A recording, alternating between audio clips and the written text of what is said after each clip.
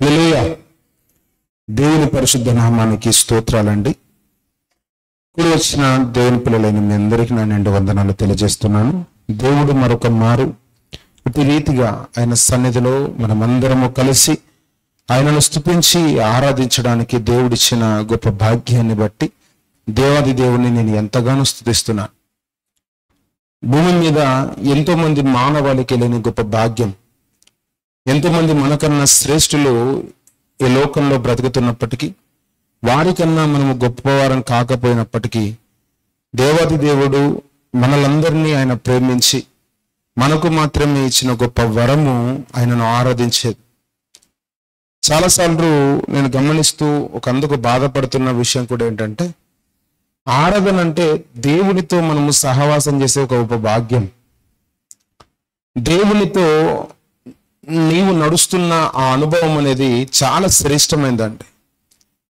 ఆ అనుభవము ఏదో మన ఊహల్లో నుంచి వచ్చింది కాదు. ఆ అనుభవంలోనికి మనం అందరం వెళ్ళిపోవాలి. ఒక సంతోషకరమైన వార్తను మనం విన్నాం అనుకోండి, చాలా రోజుల నుండి ఎవరికైనా పిల్లలు కాలేరు, అమ్మాయి కన్సీవ్ అని తెలియగానే ఎంతో సంతోషం వస్తుంది. ఇంటి కుటుంబ సభ్యులకు కావచ్చు, భర్తకు కావచ్చు, భార్యకు కావచ్చు. ఆ సమయంలో ఊరికైనా ఉండలేరు. వాళ్ళ యొక్క ఆనందాన్ని ఏదో ఒక రూపకంగా వ్యక్తపరుస్తారు. అయితే దుఃఖపూర్వకంగా, అంటే ఆనంద బాష్పాలతోనూ లేదా పట్టరాని సంతోషాన్ని ఏదో ఒక రూపకంగా పంచుకుంటారు.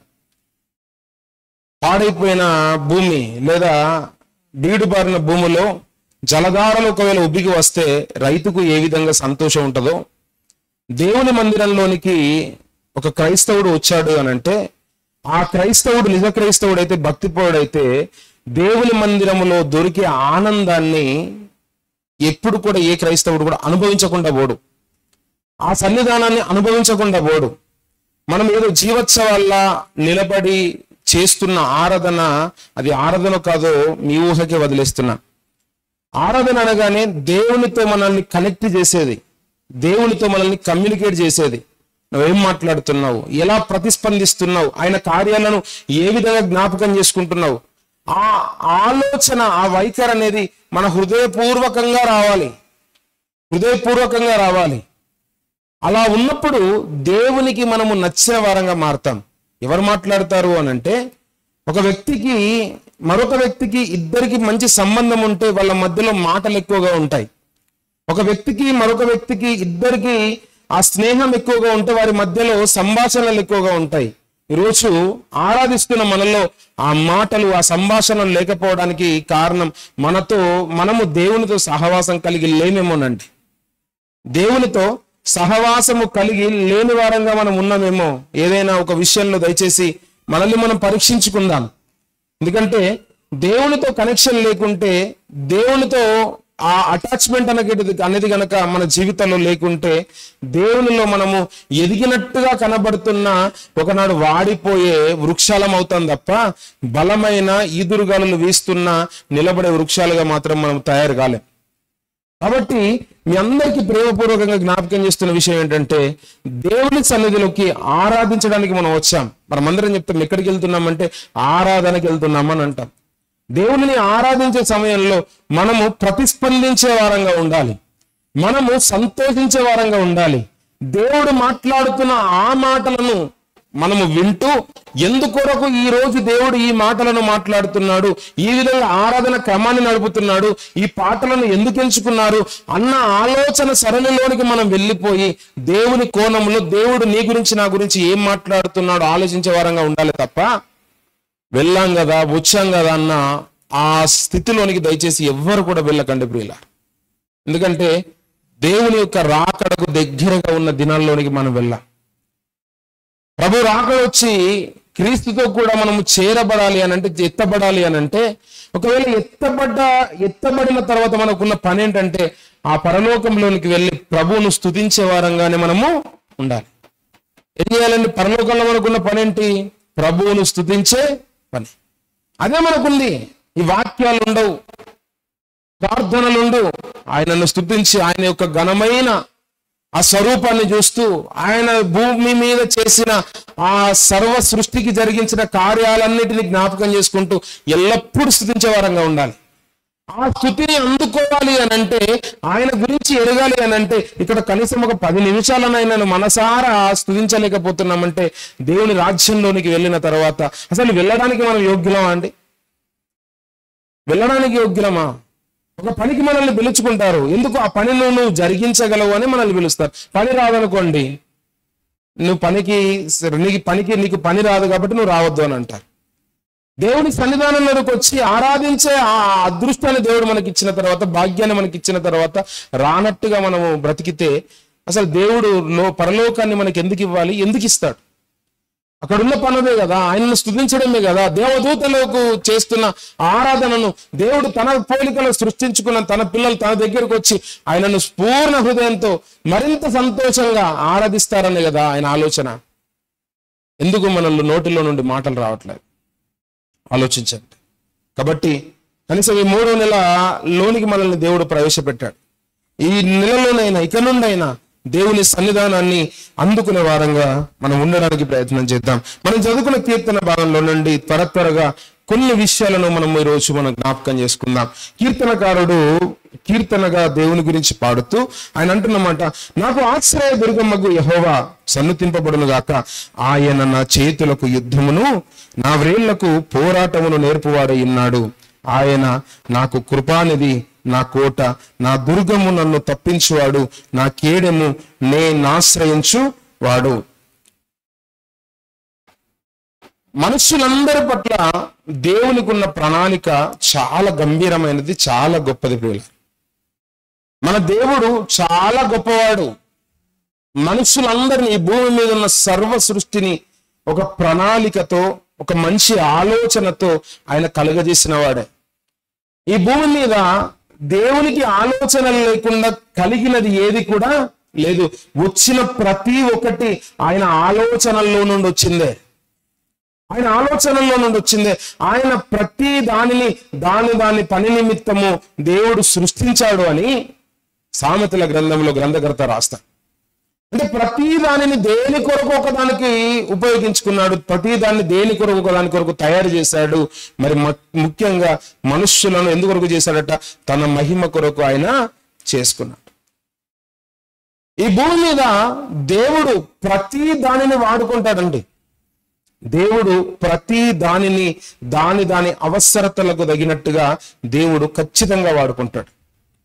రోజు మన ఇంట్లో ఎన్నో సామాన్లు ఉంటాయి, ఎన్నో వస్తువులు ఉంటాయి.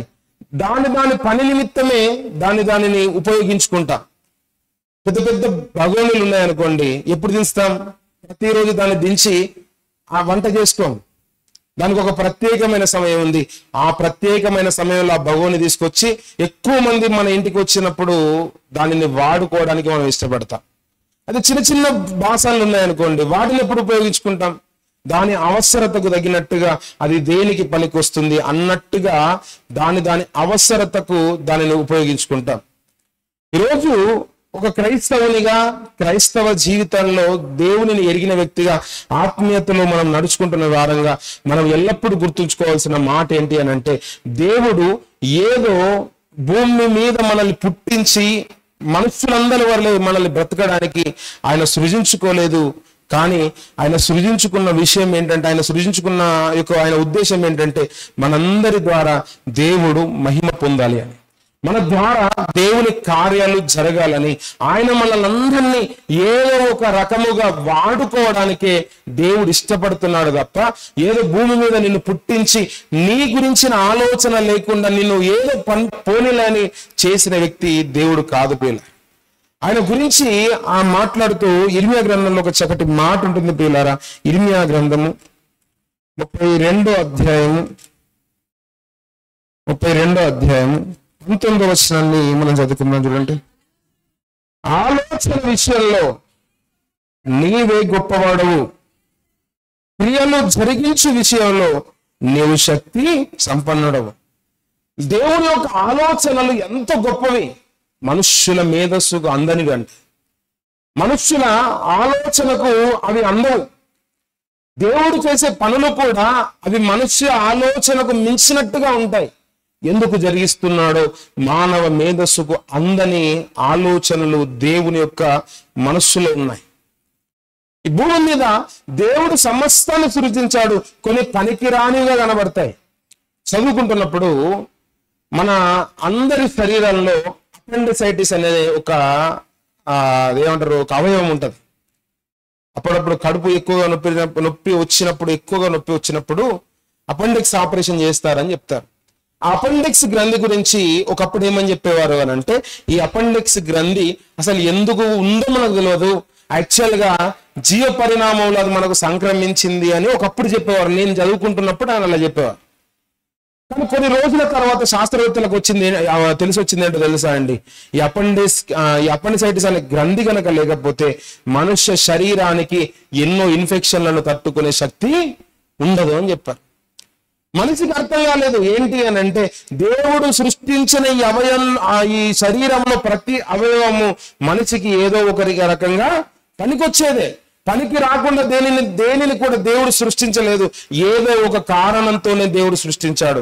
అది మానవ మేధస్సుకు అందకపోవచ్చు, కానీ దేవునికి తెలుసు దేనిని ఎప్పుడు ఏ విధంగా వాడుకోవాలో ఆయనకు బాగా తెలిసిపోయినారు. దేవుడు దేనిని ఎప్పుడు ఏ విధంగా వాడుకోవాలో ఆయనకు బాగా తెలుసు. సమస్తాన్ని వాడుకున్నాడు. ఈరోజు నన్ను కూడా దేవుడు వాడుకోవడానికే సిద్ధపడుతున్నాడు. ఆయన ఇష్టమేంటో తెలుసా, మనమందరము ఆయనలో వాడబడాలని ఏదో ఒక రకంగా అది సంఘంలో క్షేమం కొరకు కావచ్చు, సమాజంలో క్షేమం కొరకు కావచ్చు, దేవుని రాజ్యం కట్టబడడానికి ఏదో రకంగా దేవుడు మనల్ని వాడుకోవడానికి దేవుడు ఎంతగానో ఇష్టపడుతున్నాడు. కానీ దేవునిలో ఉన్న మనం ఏమనుకుంటున్నామంటే, ఏదో ఆదివారం మందిరానికి వెళ్ళాలి, 4 మాటలు వినాలి, మళ్ళీ తిరిగి నా పనిలోకి వెళ్ళిపోవాలన్న ఆలోచనలో ఉన్నాం. కానీ ఇక్కడికి దేవుడు మనల్ని నడిపిస్తున్న విధానం ఏంటికి అని అంటే, ఎందుకు అనంటే ఇదొక ట్రైనింగ్ పీరియడ్. నీకు మనలందరినీ శిక్షణ చేస్తున్నాడు, మనల్ని ట్రైన్ చేస్తున్నాడు. ఏదో ఒక సమయంలో మనల్ని వాడుకోవడానికి దేవుడు మనకి ఇక్కడ శిక్షణనిస్తున్నాడు. ఏదో ఒక సమయంలో మనల్ని వాడుకోవడానికి దేవుడు శిక్షణనిస్తున్నాడు. ఈ భూమి మీద దేవుడు వాడుకుంటాడు అనడానికి కొన్ని చిన్న ఎగ్జాంపుల్స్ మీకు చూపించి వాక్య భాగంలో మనం ముందుకెళ్దాం. మనందరికీ తెలిసినట్టుగా దేవుడు ఇది వాడుకోవడం అనడానికి లేదండి. దేన్ని వాడుకున్నాడు? దేవుడు జంతువులను వాడుకున్నాడు, దేవుడు పక్షులను వాడుకున్నాడు, దేవుడు దేన్నైనా కూడా వాడుకోగలుగుతాడు. ఒక మాట చూడండి, రాజుల మొదటి గ్రంథము మనందరికీ తెలిసిన విషయం. రాజుల మొదటి గ్రంథం 17వ అధ్యాయము 6వ వచనం. రాజుల మొదటి గ్రంథం 17వ అధ్యాయం 6వ వచనం. అక్కడ కాకోలములు ఉదయమందు రొట్టెను మాంసమును, అస్తమయమందు రొట్టెను మాంసమును అతని యుద్ధకు తీసుకొని వచ్చుచుండారు. కాకులను దేవుడు ఏలియా విషయంలో వాడుకుంటున్న విధానాన్ని చూడొచ్చు. బైబిల్లో దేవుడు ఎన్నో పరిస్థితులలో ఎన్నో విషయములలో వాడుకున్న సందర్భాలను మనం చూస్తాం. ఒక కాకి తృణీకరించబడినది, ఒక కాకి ఎందుకు ఎన్నిక లేనిది, మనుష్యుల చేత అసహ్యించుకునేబడే దానిని దేవుడు తన పని కొరకు ఏదో ఒక రూపకంగా వాడుకోవడాన్ని ఏలియా సందర్భంలో మనము చూస్తాం. ప్రియ, దేనిని వాడుకున్నాడు? కాకిని వాడుకున్నాడు. దేనికి? భూమి మీద ఎన్నో జ్ఞానవంతమైన జంతుజాలాలు ఎన్నో ఉన్నాయి. మనందరికీ తెలుసు, కుక్కలను పెంచుకునే వాళ్ళు ఉన్నారు, పిల్లులను పెంచుకునే వాళ్ళు ఉన్నారు, పిచ్చుకలను పెంచుకునే వాళ్ళు ఉన్నారు. కాకులను పెంచుకునే వాళ్ళు ఎవరైనా ఉన్నారా? ఎప్పుడో ఒకసారి పేపర్లు అక్కడక్కడ, అంటే మనుష్యులు హైలైట్ కావడానికి ఏ విధంగా పేరు వస్తుందని చెప్పుకోవడానికి కాకిని పెంచుకున్నారు అన్నట్టుగా చూపెడతారు, కానీ కాకులను పెంచుకునే వాళ్ళు నిజంగా ఉంటారు. అంటే తృణీకరించబడ్డ దానిని కూడా దేవుడు వాడుకోవడానికి ఏదో ఒక రకంగా దేవుడు దానిని వాడుకుంటాడు. కాకులను వాడుకున్నాడు. మనందరికీ తెలుసు, గాడిదను కూడా వాడుకున్నాడు. ఎవరి విషయంలో? బిలాము విషయంలో.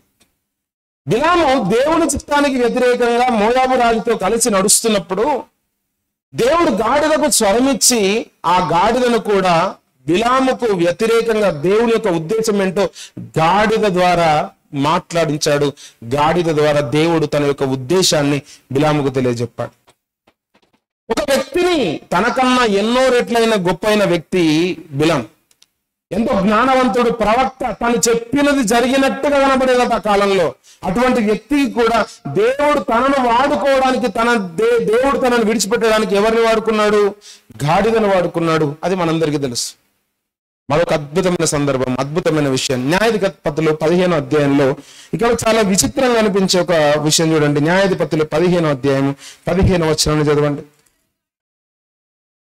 న్యాయాధిపతులు 15వ అధ్యాయం 15వ వచనం. అతడు గాడిద యొక్క పచ్చి దవడ ఎముకను కనుగొని చెయ్యి చాచి పట్టుకొని దాని చేత 1000 మందిని మనుష్యులను చంపెను. దేని వాడుకున్నాడు దేవుడు ఇక్కడ?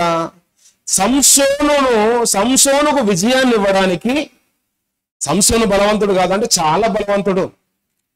సంసోను విజయవంతం కావడానికి, ఫిలిష్తీయుల మీద గెలవడానికి దేవుడు ఒక దాన్ని వాడుకున్నాడు. దేనిని వాడుకున్నాడు? గాడిదను కాదు ఇక్కడ, బతికున్న గాడిదను కాదు, బతికున్న కాగిని కాదు, చచ్చిన గాడిద యొక్క పచ్చి దవడ ఎముకను. దేనిని వాడుకున్నాడు? గాడిద యొక్క పచ్చి దవడ ఎముకను వాడుకొని సంసోను ద్వారా సంసోనుకు బలాన్ని ఇచ్చి 1000 మందిని మట్టి కరిపించి శక్తినిచ్చాడు. ఈరోజు చూపుకు మనం బలహీనులం కావచ్చు, చూపుకు మనకు తెలివి లేని వారంగా మనం కనబడుతుండొచ్చు. దేవుడు మనల్ని వాడుకొనగలిగిన సమర్థుడు ప్రియులారా. హల్లెలూయా. దేవుడు మనల్ని వాడుకొనగలిగిన సమర్థుడు ఆయన. నీకు ఆ శక్తినిచ్చాడు. మనకు తెలియదు, మనకు బలము లేదు. నిజంగా మనం చూడడానికి చాలా దీనులంగా, ఎన్నికలేని వారంగా మనం కనబడుతుండొచ్చు. కానీ దేవుడు తెలిసినవాడు, దేవుడు ఎరిగినవాడు. దేవుడు ప్రతి ఒక్కరిని వాడుకుంటాడు.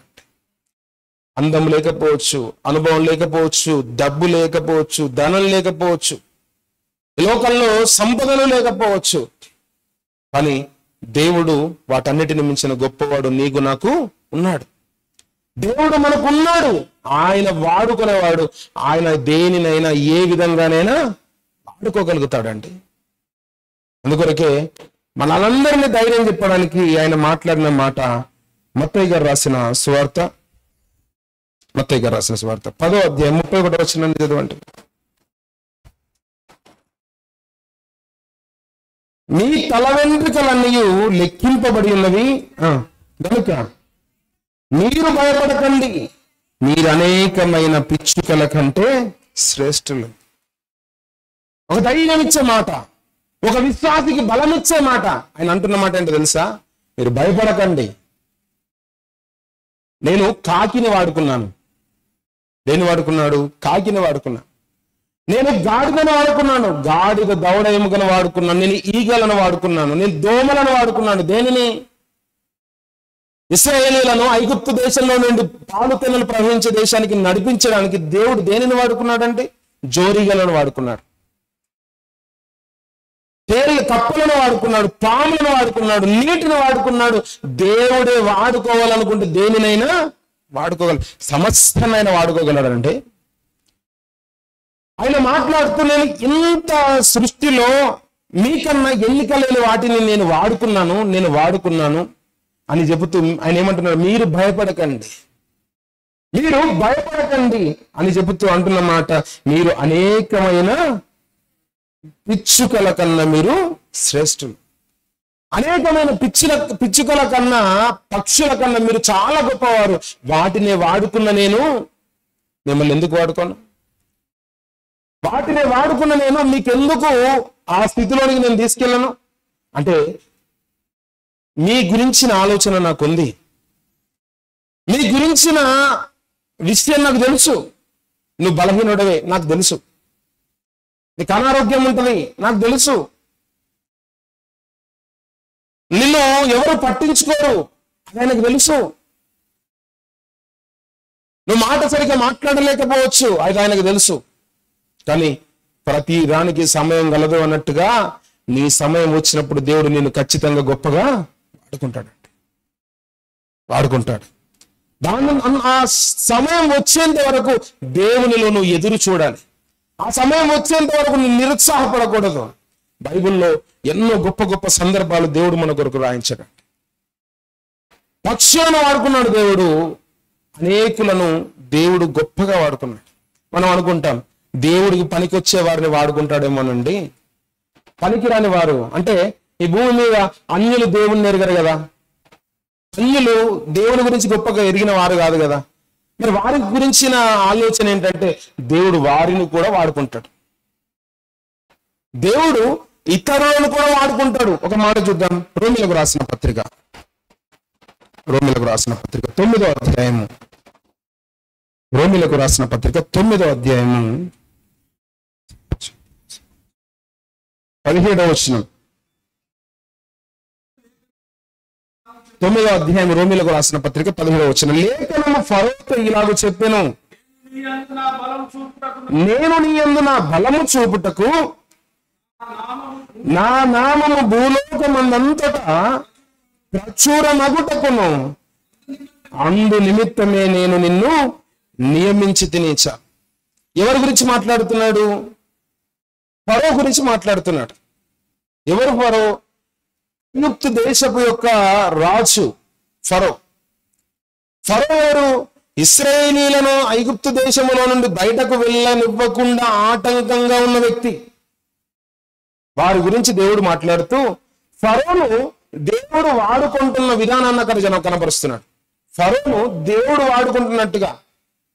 దేనికి వాడుకుంటున్నాడు? మన ఇంట్లో కొన్ని పాత్రలు ఉంటాయండి.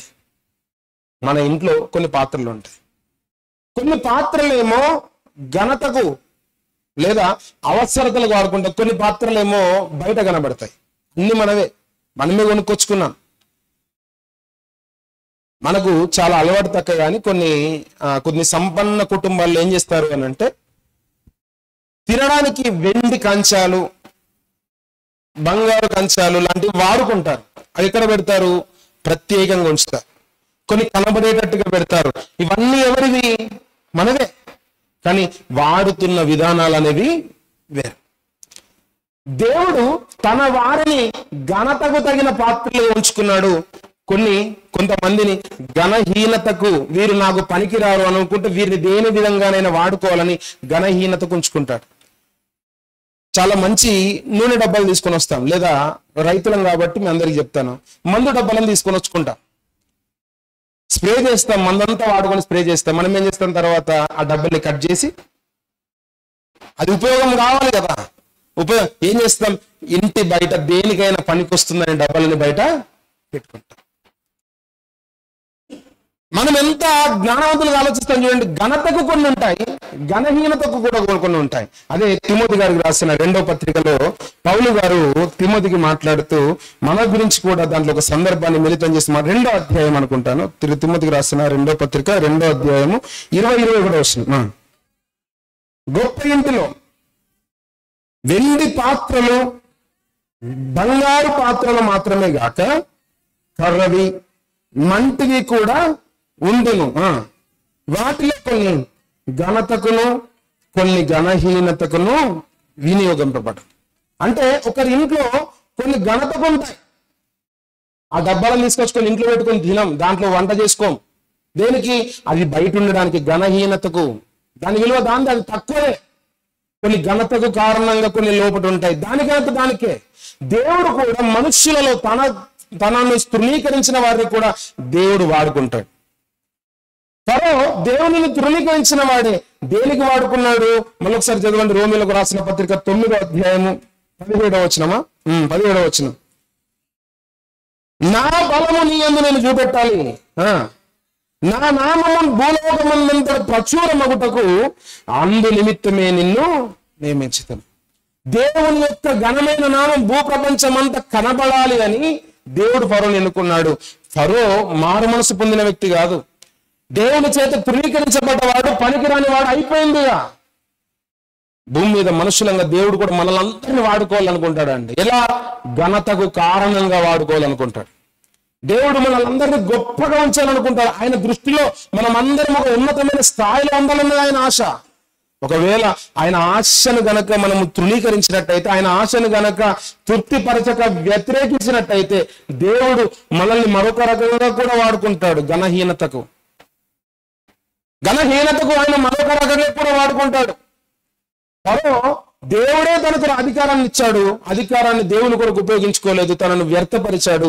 చివరికి ఏం జరిగింది ఆయన జీవితంలో ఫరో దేవుని మహిమకు తాను సూచకంగా మారేది, దేవుని మహిమకు మరొక రకంగా ఆయన కారణమైపోయాడు. మనందరికీ తెలుసు ఐగుప్తు దేశంలో జరిగిన ప్రతి తెగులు, ప్రతి ఇబ్బందికి కారణం ఫరో అయితే, ఫరో ద్వారా దేవుడు జరిగించుకున్న ఒక గొప్ప కార్యం ఏంటంటే మనందరికీ తెలుసు, ఎర్ర సముద్రంలోనికి ప్రయాణమై వెళ్ళిపోయిన తర్వాత, ఆ ప్రయాణమైపోయి వెళ్ళిపోయిన తర్వాత 6 నెలల మీద ఇశ్రాయేలు నడిస్తే వీరి రథాలన్నీ అందులో కూడా ఏమైపోయాయి, మునిగిపోయాయి. ఆ ఆనవాళ్ళు నేటికి కూడా మన కళ్ళ ముందు కనబడుతున్నాయి. ప్రపంచమంతటికి దేవుడి యొక్క గొప్ప ఘనమైన కార్యం దాని ద్వారా కనబడింది. దేవుడు మహిమపరుచుకోవాలనుకుంటే దేన్నైనా ఏ విధమైన శత్రువులైనా కూడా వాడుకుంటాడు. మనల్ని మహిమపరచుకోవాలనుకున్నాడు అనుకోండి, దేవుడు నిన్ను గొప్ప తీసుకురావడానికి మరొకరినైనా వాడుకుంటాడు. పేపర్లో స్పోర్ట్స్ పేజ్ అని ఉంటుంది. ఆ పేజీలో అలానే వాళ్ళు విజయం సాధించారు అని అంటారు. అది ఎందులోనైనా కావచ్చు, వెయిట్ లిఫ్టింగ్ కావచ్చు, రన్నింగ్ కావచ్చు, క్రికెట్ కావచ్చు, మరొకటి. విజయం ఎప్పుడు వస్తుంది? ఎదుటి వ్యక్తి మనకు అపోజిట్ గా ఉంటేనే నిలబడ్డ వ్యక్తికి విజయం అనేది. హల్లెలూయా, వింటున్నారుగా? ఎదుటి వ్యక్తి మనకు ముందుంటేనే నిలబడ్డ వ్యక్తికి విజయం అనేది వస్తుంది. వారి మధ్య పోటీ జరిగినప్పుడు విజయం వస్తుంది. నాకు విజయం రావాలంటే నా ముందు ఎవరు ఉండాలి? నాకు ఒక అపోనెంట్, నాకు ఒక విరోధి ఉండాలి. నాకు విరోధి ఉన్నప్పుడే నాకు విజయం అనేది వస్తుంది. దేవుడు కూడా ఎదుటి వ్యక్తిని అదే విధంగా వాడు నీకు విజయం రావడానికి, మనము గొప్ప కావడానికి, మన పరిస్థితి గొప్పగా మార్చబడడానికి దేవుడు నీ ముందు ఎవరినో ఒకరిని వస్తాడు. గొలియాతు లేకుండా దావీదుకు గొప్పదనం ఏమి ఉందా? గొలియాతు ఉంటేనే దావీదుకు గొప్పదనం. ఎర్ర సముద్రం ఉంటేనే దేవునికి గొప్పదనం. ఎర్ర సముద్రాన్ని పాయలు చేస్తేనే ఇశ్రాయేలు నడిచారు, దేవునిని స్తుతించారు. ఈరోజు మన జీవితంలో కూడా దేవుడు తనను మహిమపరచుకోవడానికి లేదా నిన్ను వాడుకోవడానికి ఎదుటి వ్యక్తిని ఏ విధంగానైనా నిన్ను వాడుకుంటాడు. ఒకసారి గడిచినసారి మీకు జ్ఞాపకం చేశాను. దేవుడు మన అవసరాన్ని బట్టి కొన్ని ఇస్తాడు, అవి మంచివి ఇస్తాడు. కొన్ని శ్రమలు, శోధనలు కూడా ఇస్తాడు. ఎందుకు ఇస్తాడు? అవి ఉంటేనే మనం సెటిల్ ఉంటామని. అదే రీతిగా దేవుడు నిన్ను వాడుకోవడానికి దేన్నైనా ఉపయోగించుకోగలుగుతాడు. ఈ భూమి మీద దుష్టులను వాడుకుంటాడు, జంతుజాలాన్ని వాడుకుంటాడు, ప్రకృతిని వాడుకుంటాడు. దేవుడు తన బిడ్డలను గొప్పగా ఉంచుకుంటాడు. మనందరికీ తెలుసు. ఒక మాట చదువుదాం, ముందుకు సాగుదాం. న్యాయాధిపతుల గ్రంథం 6వ అధ్యాయము 11వ వచనాన్ని చదవండి. న్యాయాధిపతుల గ్రంథం 6వ అధ్యాయం 11వ వచనం.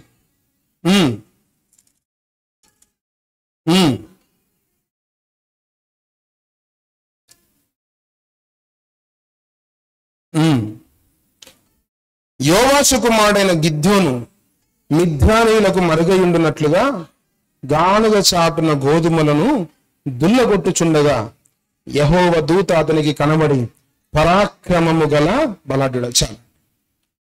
ఇక్కడ చదివిన సందర్భము న్యాయాధిపతులలో ఏలుతున్న కాలం అది. న్యాయాధిపతి లేడు, ఇశ్రాయేలీయులకు వీళ్ళు తప్పిపోయారు. తప్పిపోగానే దేవుడు మిద్యానీయులను రేపాడు. మిద్యానీయులు ఆ ఇశ్రాయేలు దేశమంతటిని దండుగా సమీపించి వారిని చుట్టుముట్టినప్పుడు వీరు తినడానికి తిండి లేకుండా ఉన్న కాలం అది. గిద్యోను అనే ఒక వ్యక్తి భయంతో గోధుమలను దుల్లగొట్టుకుంటూ కనబడ్డాడు. భయంతో గోధుమలను దుల్లగొడుతున్నప్పుడు దేవుని యొక్క దూత వచ్చి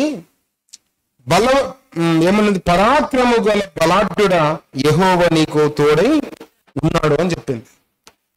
భయంతో ఉన్నాడు. గిద్యోను యొక్క స్థితి ఏంటి అప్పుడు అంటే భయంతో ఉన్నాడు. ఎదుటి వ్యక్తులు ఏం చేస్తారో అన్న బలహీనతలో ఉన్నాడు. కానీ దేవుడు గిద్యోనులో చూసిన విధానం ఏంటి? అతను బలవంతుడు అని.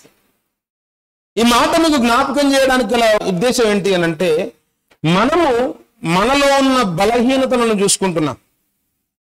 దేవుని దగ్గరికి నువ్వు రాకపోవడానికి, దేవునితో నువ్వు కనెక్ట్ కాకపోవడానికి గల కారణం ఏంటంటే నీలో ఉన్న బలహీనతలుగా నువ్వు మాట్లాడతాం. పాట పాడాలి అని అంటే నాకు స్వరం లేదండి అంట. మాట్లాడు అని అంటే నాకు చేత కాదు అని అంటాం. మనం ఏమనుకుంటామంటే మనలో ఉన్న బలహీనతలను మనల్ని మనం చూసుకొని దేవునిలో వెనుకడిగేస్తాం. కానీ దేవుడికి ఉన్న ఉద్దేశం ఏంటో తెలుసా? దేవుడు నీలో ఉన్న బలాన్ని చూసేవాడు. మనిషిగా మనల్ని మనము దేవునిలో వాడుకోవాలనుకుంటే మనకు చేత కాదండి. ఒక వ్యక్తిని దేవుడు వాడుకోవాలి తప్ప నా అంతట నేనుగా ఎప్పుడు కూడా వాడబడలేను. చాలా ప్రశ్నగా చూస్తున్నారేంటి? ఇదేం కొత్త భాష అనుకుంటున్నారా? ఒక మనిషిని దేవుడు వాడుకోవాలి, అప్పుడు ఆ వ్యక్తి గొప్పగా ఉంటాడు. అది మనిషి తనకు ఆలోచనతో వాడుకున్నాడు అనుకోండి. మీ అందరికీ చాలా సార్లు చూపెట్టిన సందర్భం ఏంటి? అపోస్తల కార్యము 7వ అధ్యాయము, అపోస్తల కార్యం 7వ అధ్యాయం 25వ వచనాన్ని చదవండి. తన ద్వారా తన సహోదరులకు దేవుడు రక్షణ దయచేయుచున్న సంగతి వారు గ్రహింతురని అతడు తలంచెను, కానీ వారు గ్రహింపరారు. మోషే గారి సందర్భం. మోషే ఎందుకు పుట్టాడో తనకు అర్థమైంది. దేవుడు నా ద్వారా ఇశ్రాయేలీయులకు విడుదలనిస్తాడు అన్న పదం అర్థమైంది. ఏమనుకున్నాడు? తన జ్ఞానాన్ని ఉపయోగించుకొని నాకు బలం ఉంది, నాకు శక్తి ఉంది, నేను వారిని జయించగలుగుతాను, వారిని జయించి ఇశ్రాయేలీయులకు విడుదలనిస్తాను అని తన జ్ఞానంతో అనుకున్నాడు. తనకు తానుగా వాడబడాలనుకున్నాడు. కానీ దేవుడు ఏం చేశాడు? బాబు, నీ పనది కాదు. నిన్ను వాడుకోవాలంటే నువ్వు వాడుకునే పాత్రగా నాకు మలచబడాలి. నిన్ను వాడుకునే ఆ మాట చదవండి. 2వ తిమోతికి రాసిన పత్రిక మనం చదువుకున్న కంటిన్యూషన్ లో, ఆ 2వ అధ్యాయము.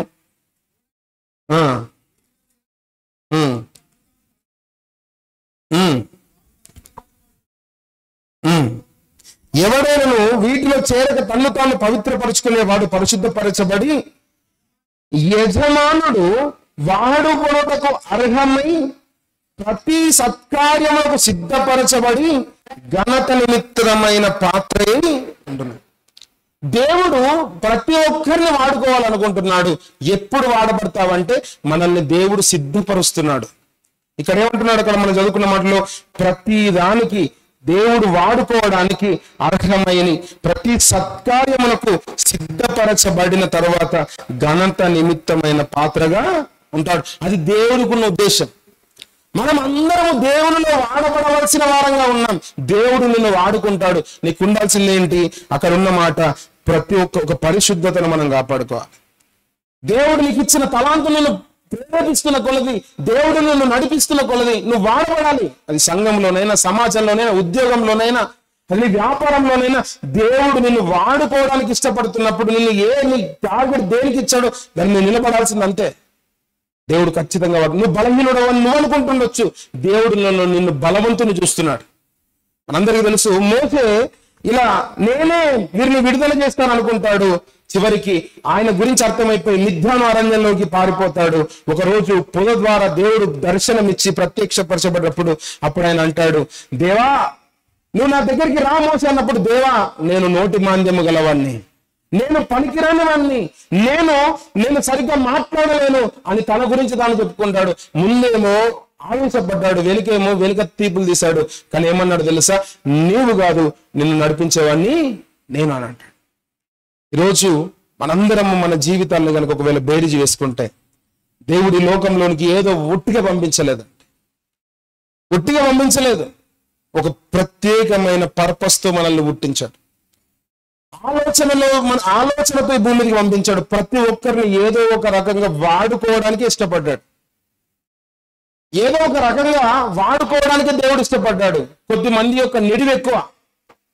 రీసెంట్ గా నేను ఒక ఎడ్వర్డ్ విలియం అని అనుకుంటాను, ఒక విషయం చెప్పాడు, నచ్చింది అది. సంక్రాంతి టైంలో కోళ్ల పందాలు జరుగుతాయి. విస్తారమైన కోట్ల బిజినెస్ జరుగుతుంది. ఆ కోళ్ల పందాలలో కోడి పోటీ పడేది ఎంత తెలుసా అండి? 2-3 నిమిషాలు. ఆ 2-3 నిమిషాలు పోటీ పడే కోడిని తయారు చేయడానికి ఎంత టైం తీసుకుంటారో తెలుసా అండి? అది పుట్టిన దగ్గర నుంచి అది పోటీ పడే వెళ్ళడానికి దాదాపు ఒక 2 సంవత్సరాల వరకు దాన్ని ట్రైనప్ చేస్తూనే ఉంటారు. ఆ 2 సంవత్సరాలు ట్రైనప్ చేసిన తర్వాత పోటీ చేసేది ఎంత? 2 నిమిషాలు. దేవుడు మనల్ని కూడా అదే విధంగా సిద్ధపరుస్తున్నాడు. మనల్ని అందరినీ వాడుకోవడానికి ఇష్టపడుతున్నాడు. నీ నిడివి ఎంతో నాకు తెలియదు. నీ నిడివి దేవుడు వాడుకునే విధానం ఎంతో తెలియదు. కొద్దిమంది సైనికులుగా పోరాడతారు, కొద్దిమంది డాక్టర్లు పోరాడతారు. ఆపరేషన్ చేసే వ్యక్తి ఆ గంట సేపు ఆపరేషన్ చేస్తాడు, తన విధిని నిర్వర్తిస్తాడు. అదే ఒక డాక్టర్ యొక్క డిపార్ట్మెంట్ వేరుందనుకోండి, ఉదయం నుంచి మొదలు సాయంత్రం వరకు కన్సల్టేషన్స్ చూస్తూనే ఉంటాడు. కొద్దిమంది ఎమర్జెన్సీలు చూస్తుంటాడు. అంటే వైద్యులు ఒకలే, కానీ పని విధానాలు వేరా. దేవుని సంఘంలో పరిచారకులంగా, దేవుని సంఘములో దేవుని బిడ్డలంగా మనం అందరం ఉండొచ్చు. ఒక్కొక్కరికి పని నిడివి వేరుగా ఉంచాడు, కానీ దేవుడు మాత్రం ప్రతి ఒక్కరిని వాడుకుంటాడు. పిల్లరా, నువ్వు ఏ విధంగా వాడబడతావు అన్నది చాలా ప్రాముఖ్యం. నువ్వు అనుకుంటూ ఉండొచ్చు, నేను బలహీనుల్ని, నాకు చేత కాదంటే ఏదో రకంగా నేను బలముతో నింపి ఆయన నిన్ను వాడుకోవడానికి ఇష్టపడతాడు. పౌలు గురించి చాలా మంది చాలా మాటలు మాట్లాడేవారట. పౌలు గురించి చాలా మంది చాలా రకాలుగా అనేవారట. పౌలు గురించి ఆయన బలహీనుడే, కానీ దేవుడు ఆయన గురించి పౌలు గారు మాట్లాడిన మాట, ఒక మాట చూద్దామండి, ముగించుకుందాం. 2వ కొరింథీయులకు రాసిన 2వ పత్రిక 10వ అధ్యాయము 10వ వచనం. పత్రికలు ఘనమైనవి, బలీయమైనవి ఉన్నవి, కానీ అతడు శరీర రూపమునకు బలహీనుడు, అతని ప్రసంగము కూరగానిదని ఒకడు అనెను. ఆయన చూస్తే బలహీనుడుగా ఉన్నాడట, చేతగాని వాడుగా ఉన్నాడట, కానీ ఆయన పత్రికలు, ఆయన పరిచర్య చాలా బలంగా కనబడ్డదట. ఈరోజు దేవుడు తన ప్రజలందరికీ ఇస్తున్న వాగ్దానం ఏంటంటే, తన బిడ్డలకు చెబుతున్న ఒక ధైర్యమైన మాట ఏంటంటే, నేను నిన్ను వాడుకోగలను. నేను ఏ విధముగానైనా నేను నిన్ను వాడుకోగలను. ఏ విధంగా వాడుకుంటాడట? ఇదే కొరింథీయులకు రాసిన మొదటి పత్రికలో 1:26 వచనం అంటాడు, బలమైన వారి ఎదుట వాడుకుంటాను, బలమైన వారి ఎదుట నేను మిమ్మల్ని వాడుకుంటాడు, ఘనులం ఎదుట నిన్ను వాడుకుంటాను. ఈరోజు ఒక క్రైస్తవుడి యొక్క స్థాయి చూస్తే చాలా చిన్నది ప్రియుల. మనం ఎంత పిల్లమండి, గొప్ప గొప్పలు వచ్చి మా కొరకు ప్రార్థన చేయండి అని అంటారు. గొప్ప గొప్పలు వచ్చి ఎమ్మెల్యే లాంటి మంత్రులు లాంటి వాళ్ళు వచ్చి ఇక్కడికి వచ్చి సార్ మా కొరకు ప్రార్థన చేయండి. ఎంత గొప్ప స్థితిలో దేవుడు మనల్ని వాడుకుంటున్నాడు. కేవలం దేవ సేవకులే కాదు, ప్రతి ఒక్కరిని దేవుడు వాడుకోవడానికి ఇష్టపడుతున్నాడు ఏదో రకంగా. నాకు తెలియదు, ఒక సినిమాలో హీరోకున్న క్యారెక్టర్ వేరు, క్యారెక్టర్ ఆర్టిస్ట్ ఉన్న క్యారెక్టర్ వేరు, అంటే నిడివి వేరా. వారందరూ ఉంటేనే పని జరుగుతుంది. మనం వంట చేస్తాం అనుకోండి, ఓన్లీ కూరగాయలు ఉంటే సరిపోవు, నూనె ఉంటే సరిపోదు, అన్ని ఉంటేనే కూరకు రుచి ఏ విధంగా వస్తుందో దేవుని సంఘములో ప్రతి ఒక్కరిని ఒక్కొక్క సమయంలో ఒక్కొక్క రీతిగా దేవుడు ఖచ్చితంగా వాడుకుంటాడు. ఖచ్చితంగా దేవుడు వాడుకుంటాడు. ఆయన ఏదో స్థాయిలో ఉంచడానికి కాదు, మన అందరినీ గొప్ప స్థితిలో ఉంచడానికి ఇష్టపడ్డాడు. అందుకొరకే మొన్నటి శుక్రవారం అనుకుంటాను, మొన్నటి రోజు ఒక చక్కటి మాట మనం పోస్ట్ చేస్తాం ఫేస్బుక్ లో. ఆ మాట చూడండి, ముగించుకుందాం. ద్వితీయోపదేశకాండం 28వ అధ్యాయం 14వ వచనంలో దేవుడు మనల్ని ఏ విధంగా ఉంచడానికి ఇష్టపడుతున్నాడో ఆ మాట చదువుకొని ముగించుకుందాం. ద్వితీయోపదేశకాండం 28వ అధ్యాయం 14వ వచనం.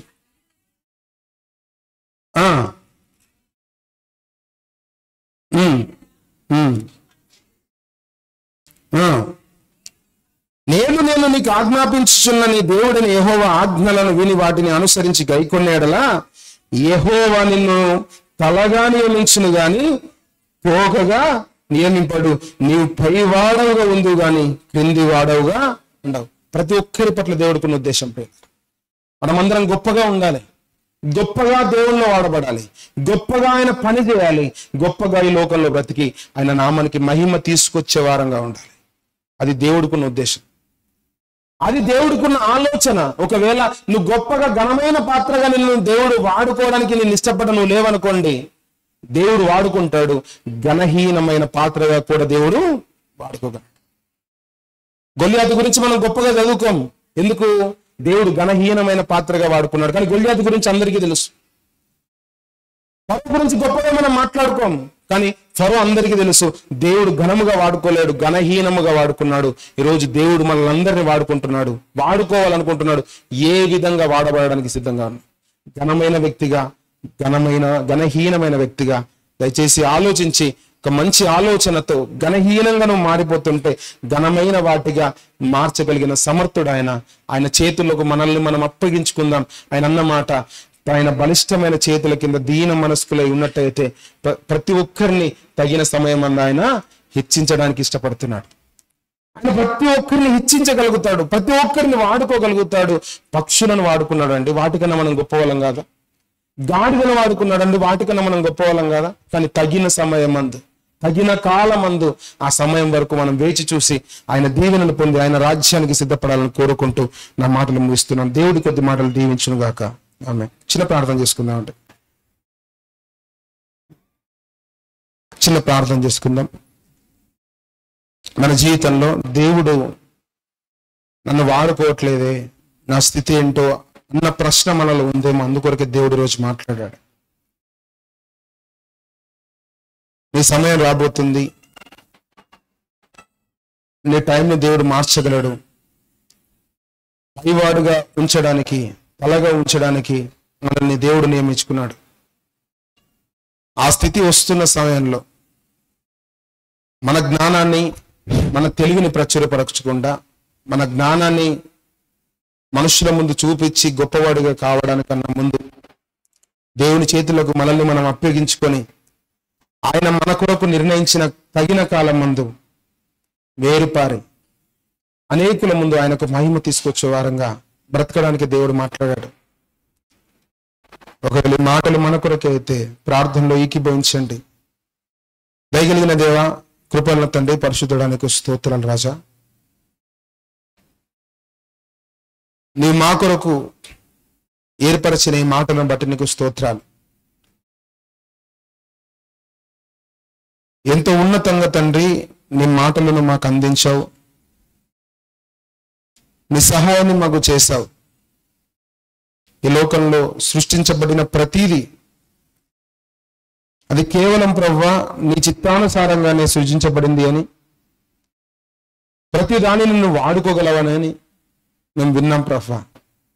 చాలాసార్లు ఇంకా నా సమయం రాలేదని అనుకుంటున్నాం, కానీ నువ్వు నైనా మాతో మాట్లాడినట్టుగా, కీర్తనల ద్వారా మీరు మాట్లాడినట్టుగా తండ్రి, నువ్వు మాకు ఇంకా పోరాటాన్ని నేర్పుతున్నావు అని, మా చేతులకి ఇంకా తండ్రి ఏ విధంగా పోరాడాలో, ఏ విధంగా నువ్వు వాడుకోవడానికి సిద్ధపరుస్తున్నావో అలా సిద్ధపరుస్తున్నావు అని తండ్రి కీర్తన ద్వారా నాయన కూడా మాట్లాడా. ఆయన ఘనతకు తగిన పాత్రలుగా మేము వాడబడాలంటే మేము ఆగాల్సిందే, వెయిట్ చేయాల్సిందే, మా పరిశుద్ధతను మేము కాపాడుకోవాల్సిందే. అటు కృపలు మా అందరిని ఉంచండి. ఏ ఒక్కరం కూడా ఘనహీనతకు మారిపోకుండా మేమందరము ప్రభువా కేవలము నాయన, కేవలము ఈ నామ మహిమార్థమై వాడబడినట్లుగా ఈ లోకంలో ఎన్నో వాటికైనా శ్రేష్ఠులుగా మీరు మమ్మల్ని ఉంచారు.